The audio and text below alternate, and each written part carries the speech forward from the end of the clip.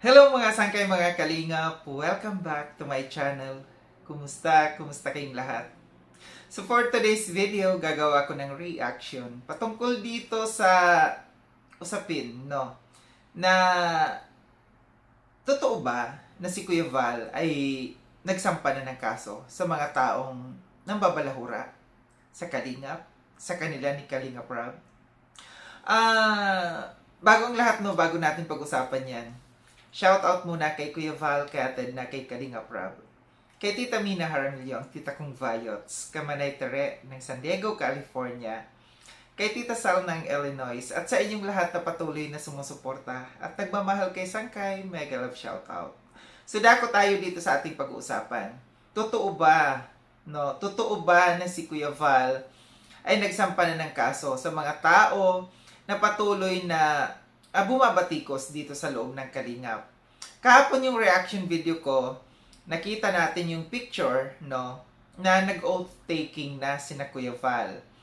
Pero wag kayong kabahan kasi yung picture na yon ay 3 years ago na. 3 years ago na ang nakakalipas. Tapos, yung nasa thumbnail ko naman ngayon na hawak ni Kuya Val ang beat ay 3 years ago na rin yan.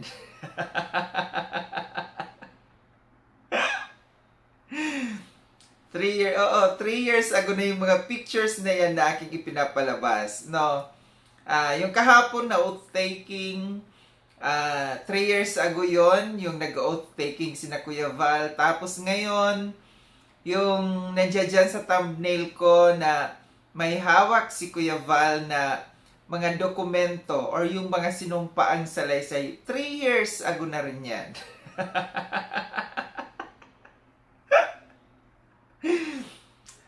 Tinakpan ko no, ng smiley, ng emoji, kasi pag zinom, makikita niyo yung pangalan. Yung nasa harapan, yung unang page, no, yung unang hawak ni Kuya Val, pag zinom mo, kitang-kita talaga kung sino, kaninong pangalan yung nandun. Mahirap na, baka may zoom, tapos makikita pala, pangalan pala ni Kuya Mel, ni Kuya Brooks. Alam ko na yung mga ano dyan, yung mga guilty, kakabahan. Maraming kakabahan dyan, pero ang sa akin lamang dito, huwag kayong kabahan kung alam nyo naman sa sarili ninyo na wala kayong ginagawang masama, sa kina Kuya Val, kina Kalinga Prab, or dito sa loob ng Kalingap, easy lang kayo. Pero, kung sa alam ninyo, sa sarili ninyo, na meron kayong mga nabitawang hindi magandang salita, kung patuloy ninyo na binabanatan yung Kalingap, sina Kuya Val, sina Kalinga Prab, ay kabahan na talaga kayo. No? Ulitin ko, no, sa lahat ng mga tao, no, na walang pakundangan, na nandito sa social media, tuwan-tuwa, no, na sila'y nakakabanat, mag-isip-isip tayo, no. Yung iba, tuwan-tuwa na nakakapagmura, mag-isip-isip na rin tayo, no. Kasi hindi lahat ng oras umaayon sa inyo ang panahon. Hindi lahat ng oras yung mga taong inyong binabastos, binabalahura, minumura, laging mahaba ang temper, mahaba yung ang tawag doon, yung mahaba ang PC, laging mahaba yung pasensya, no? May mga tao na napupuno din. Kahit gaano pa kabait ng isang tao, no? Pagka sobra-sobra na naapakan na yung kanyang pagkatao, nadidihado na siya, sigurado yon na mangangagat yon. Kahit yung isang aso na napakaamo ng isang aso, no?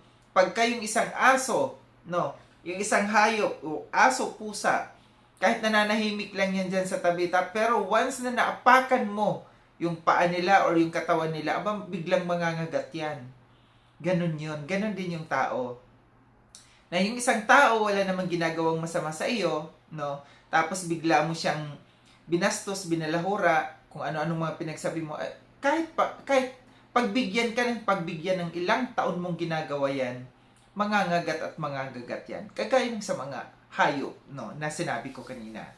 So, alam ko na yung mga viewers dyan, yung nabasa ko yung mga comments ninyo doon sa reaction ko kahapon, na tuwan-tuwa kayo. Kasi ako, sabi ko, personally, no, ako nalulungkot. Ako hindi natutuwa. Kasi kung aabot sa ganong sitwasyon, no, na may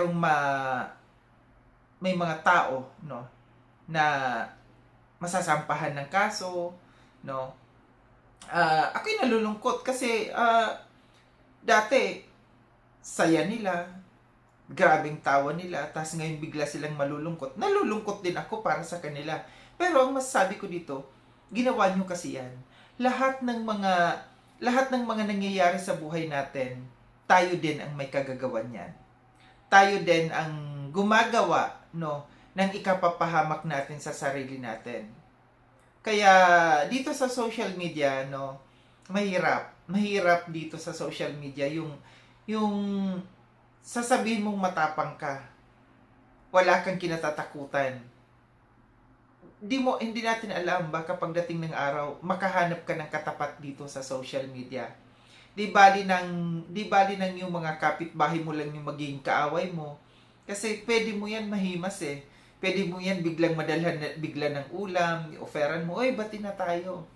Pero kung dito sa social media na hindi tayo magkakakilala kung ano yung mga ugali natin, mahirap, no? Mahirap yung ganito na, no? Ulitin ko, gaya ng sabi ko, hindi naman agad-agad yan, no? Na may makukulong, pagka nabalitaan natin na may nagsampa ng kaso laban sa iyo, hindi naman yan. May proseso naman kasi yan, no? Idinadaan yan sa tamang proseso. Nga lang, ulitin ko, yung abala sa buhay ninyo. Yung abala, yung gastos, yun yung napakahalaga doon. Huwag na natin isipin dyan na makukulong kayo. Kasi kaya naman yan ng attorney ninyo, ng lawyer ninyo. Sila yung gagawa ng paraan na para hindi kayo masentensyahan. Nga lang, yun lang yung sinasabi ko, yung abala at yung gastos.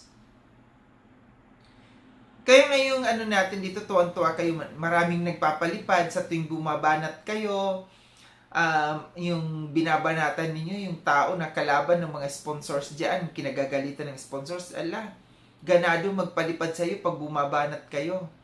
Ganado na marami kayong views. Pero ito yung isipin natin, no? Baka kulang pa yung mga palipad na yan, yung mga views nyong yan, no? Doon sa gagastusin ninyo, sa gagawin ninyo, sa may magsasampa ng kaso sa inyo. Kaya mahirap, no? Ako sa tagal ko na dito sa social media for 5 years, no? Marami akong natutunan. Dati ganyan din ako, wala akong pakundangan, bumanat, no? During nung time nung kinalola Damiana, nung may mga tao na kumalaban sa Kalingap, no? Grabe yung banat ko. Grabe ako kung bumanat. Iniisip ko, ganado ako noon eh. Pagka nababasa ko yung mga comments na, go Sangkay, support kami sa'yo. Go Sangkay, ganyan ang galing mo, ang tapang-tapang mo. Pero as time goes by, no, yung dumaan yung mga panahon, doon ko na-realize, no, na natutunan ko dito sa social media na hindi pala ganun. Napakadelikado pala. Para bagang itinataya ko ang buhay ko para doon sa kapahamakan. So, sa ngayon, ang dami kong natutunan dito sa social media na kinakailangan talaga marunong tayo, no? Kung ano, maging mautak tayo, maging matalino tayo sa lahat ng sasabihin natin dito sa social media. Pwede tayong bumanat. Pwede nating kundinahin yung isang tao na gusto nating kundinahin. Pero, yung mga salita na bibitawan ninyo na yung hindi kayo mapapahamak. Marami tayong lections na natutunan dito sa loob ng Kalingap, no? Kasi dati ang lang dito, parang takutan lang, no? Takutan na mayroong ipapatulfo, na mayroong kasasampahan ng kaso. Pero napatunayan natin na nangyayari pala yun. Hindi pala lahat ng oras takutan ang labanan dito. Hindi pala lahat ng oras yung andyan lang yung puro salita lang ang gagawin. Dumarating din pala yung oras, no, na napupunta tayo dun sa realidad, no. Yung mga takutan, yung mga salita, napupunta tayo dun sa katotohanan. So, ito lang aking reaction mga sangkay, mga kalingap, no, na kung tayo mayroon tayong katwiran, kung yung pagkatao natin, kung yung ating yung ating pagkatao sobra nang naapakan, ipaglaban natin. Alam natin ang karapatan natin bawat isa. Kung sa tingin mo yung karapatan mo naaapakan na, no, ipaglaban mo. Muli, maraming salamat mga sangkay na sa panonood. Sa mga hindi pa nakapag-subscribe kay Sangkay Lon, subscribe niyo na po ako. Click yung notification bell para updated kayo sa lahat ng mga videos na aking gagawin. Like and share itong video na itong mga sangkay. Kita-kits tayo ulit sa susunod na video na aking gagawin. Ingat kayo sa dako ng mundo mang kinaroroon. Paalam ng mga sangkay, mga kalingap, paalam.